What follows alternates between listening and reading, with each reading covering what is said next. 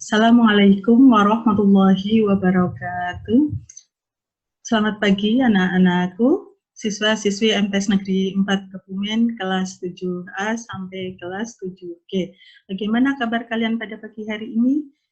Ibu doakan mudah-mudahan kalian semua dalam keadaan sehat, dalam lindungan Allah, sehingga pada pagi hari ini kita bisa belajar bersama lagi. Baiklah anak-anakku yang Ibu sayangi dan Ibu banggakan, sebelum kita mulai pembelajaran fikih pada pagi hari ini, mari kita bersama-sama berdoa terlebih dahulu. A'udzu billahi minasyaitonir rajim. Bismillahirrahmanirrahim. Raditu billahi rabba wa bil islami dina wa bi Muhammadin nabiyya wa rasula. Rabbi zidni ilma warzuqni fahma. Amin. Baiklah anak-anakku sekalian kelas 7, pada minggu kemarin kita telah belajar bersama tentang bersuci dari hadas besar atau mandi wajib, mandi besar atau mandi janabah. Pada pagi hari ini kita akan melanjutkan pada tayamum. Jadi materi tayamum ini adalah materi kegiatan bersuci selain wudhu dan mandi. Ya. Anak-anakku sekalian yang Ibu banggakan, bahwa dalam kegiatan bersuci kita tidak hanya mengenal berwudhu dan bermandi saja, tetapi ada kegiatan bersuci sebagai pengganti wudhu dan juga pengganti mandi wajib, yaitu tayamum. Tetapi tayamum ini tidak bisa dilaksanakan setiap hari. Ini hanya dilaksanakan ketika dalam keadaan tertentu. Nah, apa yang dimaksud dengan tayamum? Anak-anakku, tayamum adalah mengusap muka dan kedua tangan sampai siku dengan debu yang suci. Nah, di sini kita tahu bahwa tayamum itu bukan menggunakan air, tetapi di sini bersuci dengan menggunakan debu yang suci. Nih, tayamum itu sebagai pengganti wudhu atau pengganti mandi wajib ketika tidak ada air. Ini nanti ya kita terangkan untuk selanjutnya. Syarat-syarat tayamum. Syarat tayamum yang pertama yaitu tayamum boleh dilaksanakan ketika tidak ada air dan kita sudah berusaha mencarinya tetapi tidak menemukannya. Nih, jadi boleh dilaksanakan tayamum ketika tayamum itu ketika kita akan melaksanakan ibadah mau bersuci tetapi tidak ada air. Nih, jadi kita boleh bertayamum. Terus yang kedua, ketika berhalangan menggunakan air. Misalnya karena mungkin kita sedang sakit dan oleh dokter kita dilarang menggunakan air. Karena kalau terkena air misalnya ya, sakitnya bisa bertambah parah, maka kita boleh menggunakan tayamum dalam bersucinya. Terus yang ketiga, syarat tayamum yang ketiga adalah telah masuk waktu sholat. Jadi tayamum berbeda dengan berwudu. Kalau berwudu kita boleh ya berwudunya sebelum masuk waktu sholat sudah berwudu terlebih dahulu untuk melaksanakan sholat sunnah dan sebagainya itu boleh. Tetapi kalau tayamum itu betul-betul memang harus sudah masuk waktu sholat, sudah mencari air tidak menemukan, ini baru boleh bertayamum. Dan yang keempat adalah menggunakan debu yang suci. Jadi dalam bertayamum itu menggunakan debu yang suci. Baiklah, kita lanjutkan pada rukun tayamum. Anak-anak, rukun itu adalah suatu perbuatan yang tidak boleh ditinggalkan. Jadi ada misalnya dalam wudhu ada rukun wudhu, dalam sholat ada rukun sholat. Begitu juga dalam tayamum ada rukun tayamum, yaitu suatu perbuatan yang memang harus dilaksanakan, tidak boleh ditinggalkan ketika kita sedang melakukan kegiatan tersebut. Kita sedang melakukan tayamum, maka rukun-rukunnya juga harus dilaksanakan. Apa saja coba mari kita lihat bersama yang termasuk dalam rukun tayamum. Yang pertama yaitu niat. Jadi ketika bertayamum harus niat. Bagaimana niatnya? Niatnya adalah nawaitu tayammuma listibahatis sholati lillahi ta'ala. Nawaitu tayammuma listibahatis sholati lillahi ta'ala. Itu niatnya ya. Artinya adalah saya niat bertayamum untuk dapat mengerjakan sholat karena Allah Ta'ala. Ini. Atau bisa juga diartikan saya niat bertayamum agar dapat diperbolehkan sholat karena Allah Ta'ala. Niatnya. Yang kedua, mengusap seluruh muka dengan debu yang suci. Yang namanya muka itu adalah seluruh nih wajah. Dari mulai tempat tumbuhnya rambut di kepala sampai bawah sini sampai batas telinga kanan dan telinga kiri. Ini yang namanya muka. Jadi mengusap seluruh muka, yaitu diusap dengan debu yang suci ya muka itu. Terus yang ketiga mengusap kedua tangan dengan debu yang suci sampai siku. Nih, sampai siku sini di atasnya. Sampai siku.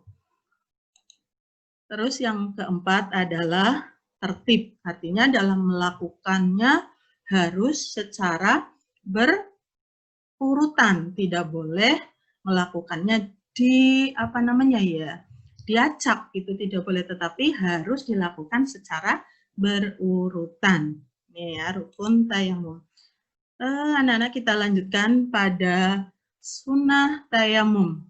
Sunnah tayamum ini hal-hal yang ketika bertayamum dilaksanakan itu akan mendapat pahala, tetapi ketika tidak dilaksanakan juga sebenarnya boleh, tetapi ya lebih baik dilakukan. Apa saja kita lihat, yang pertama adalah membaca bacaan basmalah. Jadi sebelum memulai tayamum itu membaca bacaan basmalah terlebih dahulu. Bismillahirrahmanirrahim. Gitu ya.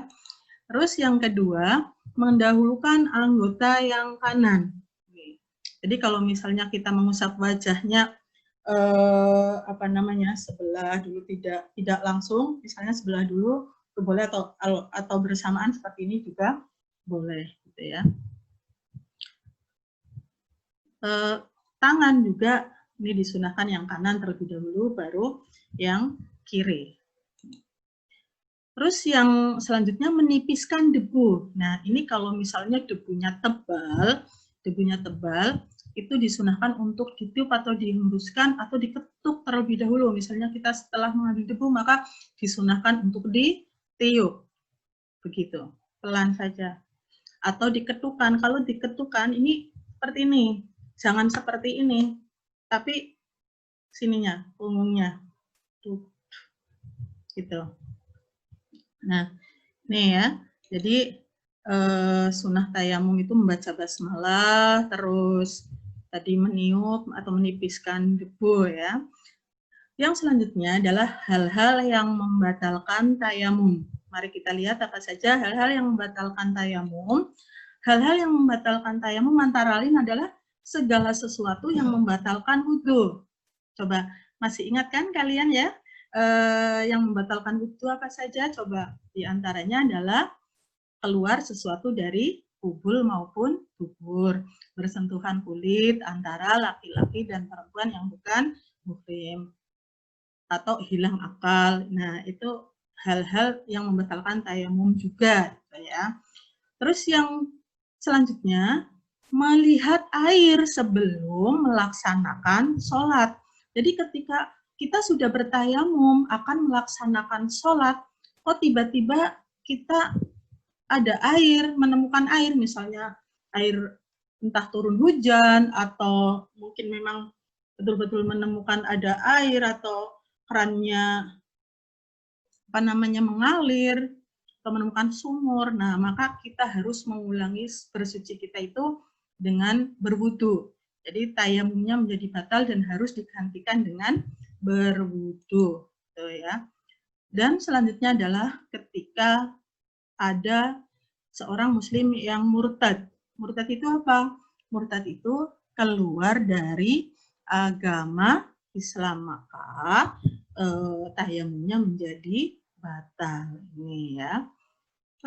Kita lanjutkan pada tata cara tayamum. Nah, tata cara tayamum yang pertama, otomatis kita harus punya alatnya yang untuk bersuci, yaitu debu yang suci. Ini boleh kita menyiapkan tanah yang berdebu, atau boleh kita mengambil debu dari tembok misalnya. Ini.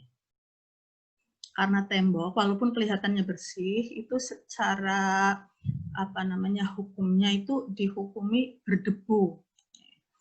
Terus yang kedua, kita menghadap kiblat untuk mengucapkan bacaan basmalah, kemudian kita letakkan kedua telapak tangan pada debu dengan merapatkan jari-jari tangan. Ini yang pertama.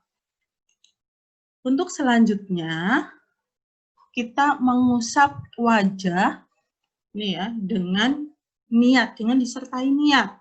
Itu tadi nawaitu tayammuma listibahatis sholati lillahi ta'ala, gitu ya. Terus untuk selanjutnya letakkan kembali kedua tangan untuk mengambil debu, tetapi untuk yang kedua ini jari-jari tangannya direnggangkan. Kalau misalnya memakai cincin juga dilepas, jam untuk sementara dilepas terlebih dahulu. Terus setelah selesai tangan setelah selesai mengambil debu digunakan untuk mengusap ya. Pertama tangan kanan dulu, mulai dari punggung nih ya, punggung ini ujung jari telunjuk nih, sampai ke siku, terus dibalik lagi, terus sampai ke jempol ya, dibalik, terus baru yang kanan untuk mengusap tangan yang kiri, sama seperti tadi ketika mengusap pada lengan tangan yang kanan. Setelah mengusap, lalu ini sudah sampai tadi itu ya, terus jempol ini ya, jempol dengan jempol. Terus selanjutnya kita ini sela-selanya kita seperti ini biar semuanya terkena.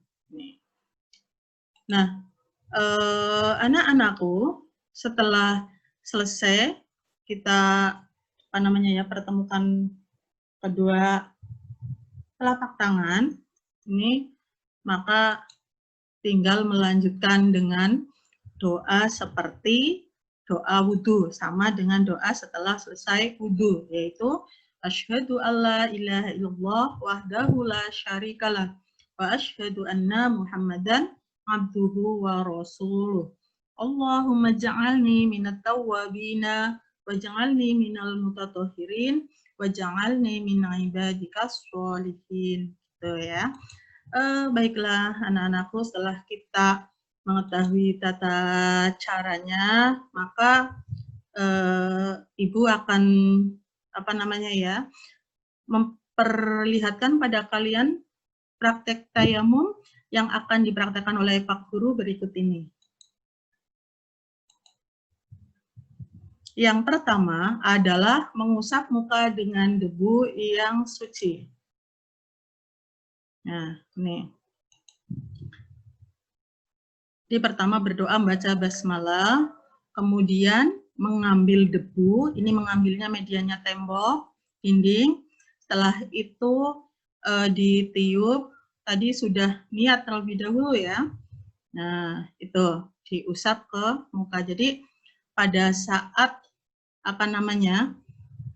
tadi pertama sudah membaca basmalah, terus mengambil debu dan berniat, kemudian diusapkan ke wajah, berulangi lagi. Ya.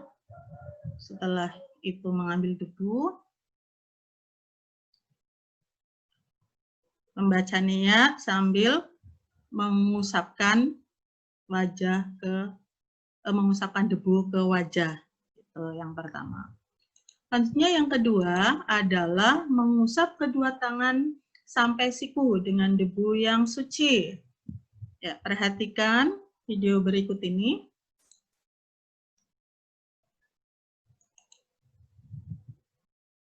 Ya, sebentar. Perhatikan video berikut ini. Nah, pertama, kalau memakai baju lengan panjang, dikeataskan dulu. Kalau ada jam, dilepas dulu. Cincin dilepas dulu. Mengambil debu, terus diusapkan dari ujung sampai siku. Ya. Nah, terus ke tangan kiri. Nah, demikian ya. Terus setelah selesai membaca doa tayamum, yaitu asyhadu alla ilaha illallah wahdahu la syarikalah wa asyhadu anna muhammadan abduhu wa rasuluh. Allahumma ja'alni minat tawwabina wa ja'alni minal mutatahhirin wa ja'alni min ibadikas sholihin. Nah, demikian anak-anakku ya, nanti kalian bisa mempraktikkan di rumah. Ada beberapa hal yang perlu diperhatikan anak-anak. Yang pertama yaitu tayamum dilakukan setelah masuk waktu sholat. Itu diingat-ingat ya. Terus yang kedua, jika tayamum karena tidak ada air, maka betul-betul harus sudah mencari kemanapun dan tidak menemukan air. Dan sudah masuk waktu sholat. Nih. Dan tanah atau ini kalau misalnya debunya mengambil dari tanah, yang digunakan harus yang kering, bersih, lembut, terutama yang berdebu. Yang ketiga, tayamum hanya sebagai pengganti wudhu dan mandi besar. Jadi tidak boleh setiap kita akan melaksanakan sholat, tayamum. Karena misalnya kita dingin banget lah kena air, saya mau tayamum saja. Tidak boleh karena harus memperhatikan syarat-syaratnya. Terus untuk selanjutnya, tayamum hanya bisa digunakan untuk 1 kali sholat fardu. Ini. Tapi jika sesudah sholat fardu dirangkai dengan sholat sunnah atau tadarus Al-Quran, maka ini tayamum masih bisa digunakan. Tetapi kalau sudah ganti waktu, tidak boleh. Demikian yang harus diperhatikan. Demikian yang bisa kita pelajari pada pagi hari ini. Mudah-mudahan bermanfaat dan kalian ketika dalam keadaan darurat dan harus bersuci dengan tayamum sudah bisa melaksanakan. Untuk akhirnya, Bu Guru ucapkan selamat belajar, semoga diberi kemudahan dan kelancaran dalam menuntut ilmu, dan ilmu yang diperoleh bermanfaat. Amin Allahumma amin. Tetap jaga kesehatan di rumah, sering cuci tangan dan memakai masker ketika keluar dari rumah, dan hindari berkerumun dengan banyak orang. Baiklah, karena waktu untuk kegiatan pembelajaran fikih sudah berakhir, sudah habis, maka mari kita cukupkan, kita akhiri pembelajaran kita pada pagi hari ini dengan membaca bacaan hamdalah bersama. Alhamdulillahirabbil alamin. Kurang lebihnya Ibu mohon maaf. Sampai bertemu pada pelajaran fikih di minggu depan. Kita akhiri. Assalamualaikum warahmatullahi wabarakatuh.